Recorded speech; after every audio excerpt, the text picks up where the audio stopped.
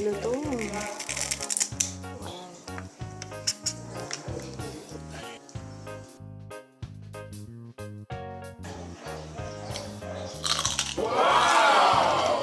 Sisimulan po natin sa pag-prepare ng ingredients ng stuffing. So, ito po, una nagdidikdik kami, nagtatadtad ng bawang or minced garlic. Then, ginugupit-gupit lang po namin itong lemongrass. Then, next naman is chop ng red onion or kahit anong onion na meron kayo. And then, green onion or onion leeks. And then, since ang gusto po naming lechon is spicy, meron tayong mga 6 na sili dito na ginugupit-gupit. So, ito na po sila. Pagsama-samahin lang natin sila sa isang pinggan, kasama ng asin at paminta. Yung liempo na nabili po namin, actually, ang tawag dito dun is American style pork ribs. Pwede rin yung pork belly or lechon kawali cut. Pinahiwaan po namin siya ng parang pocket kay Kuya Butcher para dun natin ilalagay yung stuffing. Tapos make sure na hindi tatagos yung hiwa dun sa kabilang dulo. Then, imamassage lang po natin ng asin at paminta yung loob ng pocket para masigurado natin na well-seasoned yung ating lechon belly. And then, ito pong step na to, hindi namin napakita last time. Paghahalu-haluin natin lahat ng stuffing kasama nung natirang asin at paminta. Para po, pagka nilagay natin siya sa loob ng lechon belly natin, mag-merge na lahat ng lasa nila, mag-melt together lahat ng flavors nung stuffing natin kasama ng asin at paminta. So, isiksik lang natin lahat ng ating stuffing dun sa loob ng pocket nung liempo.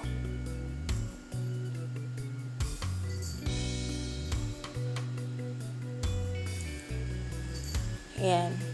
So, medyo ayusin lang natin. And yung mga tirang asin na may bawang at sibuyas, massage namin siya sa labas ng lechon para medyo may flavor din yung labas ng lechon natin. Medyo iayos lang natin yung stuffing to make sure na nakadistribute siya na maigi dun sa loob. Then, kagaya po ng ating pork belly roll, lalagyan natin ng toyo, yung balat ng ating lechon. Makakatulong to para maging brown yung balat ng lechon. And then, ito namang mantika, ilalagay din natin sa balat. Makakatulong din to maging crispy and shiny yung balat. Okay.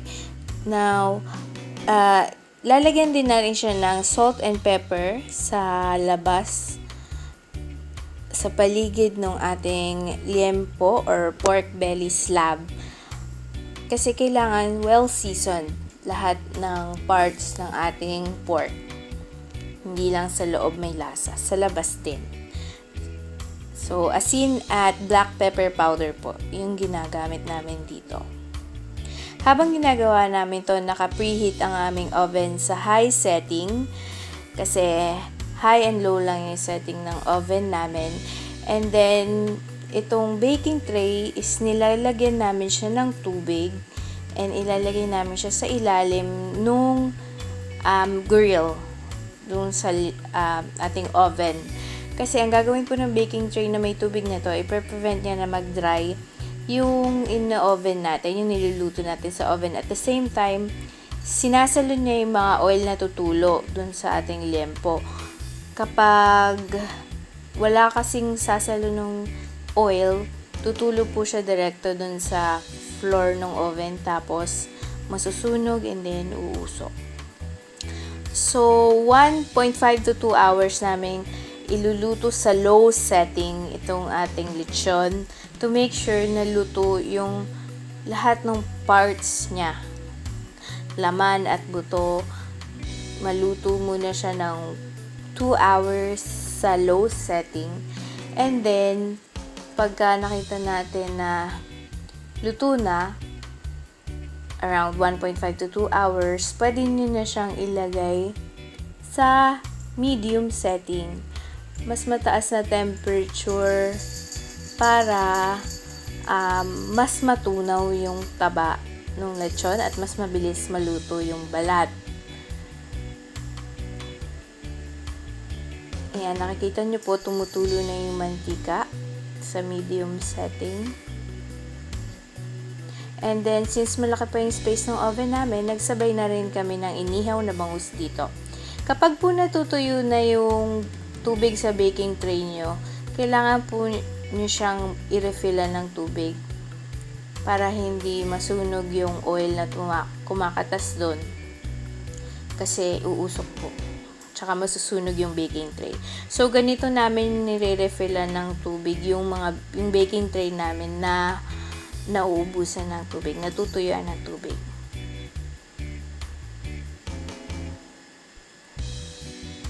Yan. So, around 3.5 hours nang nakasalang itong lechon namin. Kaya ilalagay na namin siya sa high setting. Nung napansin namin na kahit nasa high setting, hindi na luluto yung balat, ang ginawa namin is dinikit or inilapit namin siya doon sa pinakamainit na part ng oven, which is yung side na may bakal. From observation kasi and from experience, alam namin na pinakamainit siya na part ng oven, kaya doon namin siya idinikit. Wala kasing broiler or heat source sa taas yung oven namin, kaya dito na lang namin siya niluluto.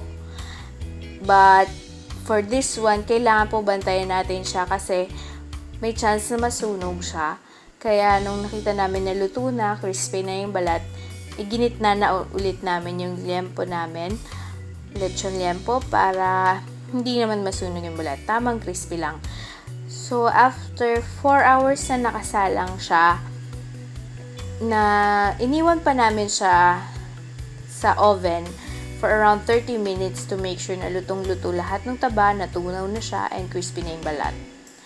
And then, ito na yung itsura ng ating lechon and ang ating actual audio.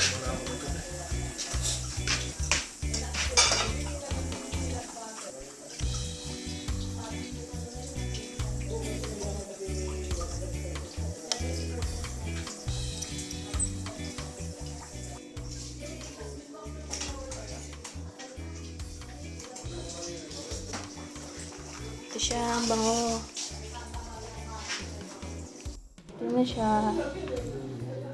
Ayan. Ang bango. Mas mabango pa siya kaysa doon sa unang lechon. Ito.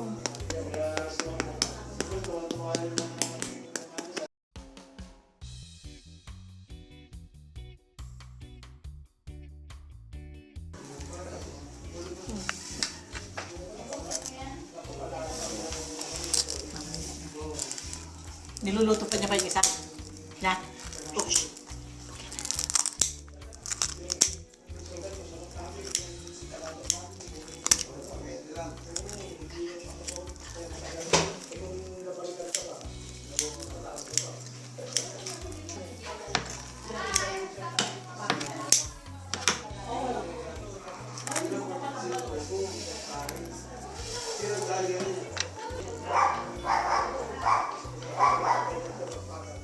Sige, isa pang hiwa. Ito na lang.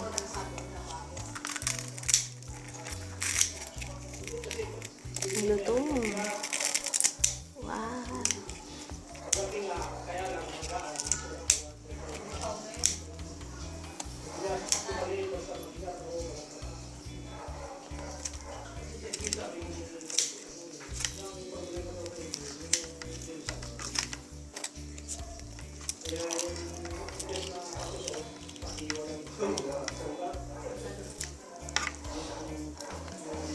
Hiwang-hiwa na ba?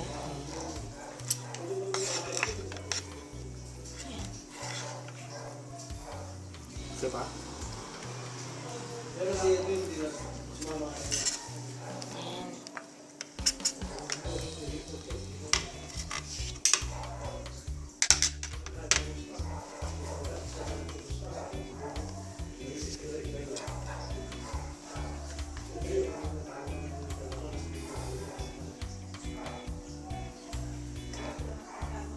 siya.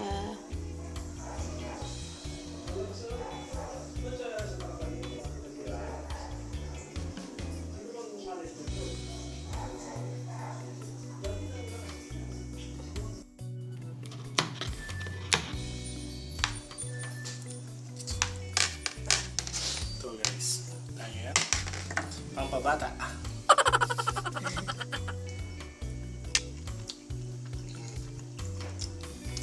Ulang. Yup. Success. Success. So, tikman na natin siya.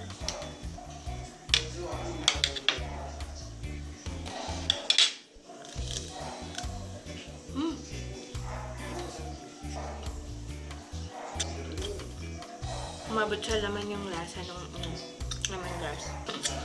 Ito naman.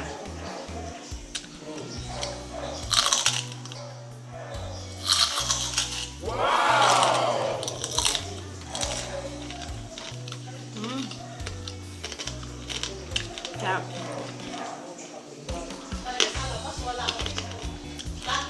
Success!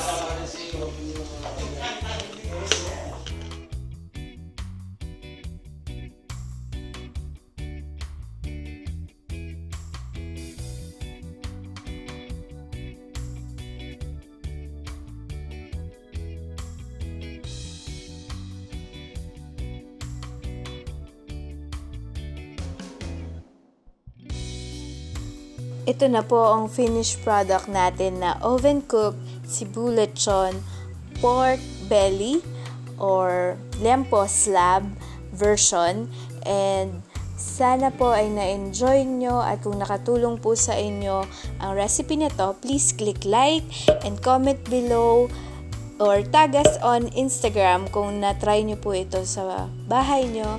And salamat po ulit sa panonood, and hanggang sa muli po naming video. Sana nakasubscribe na kayo. Paalam!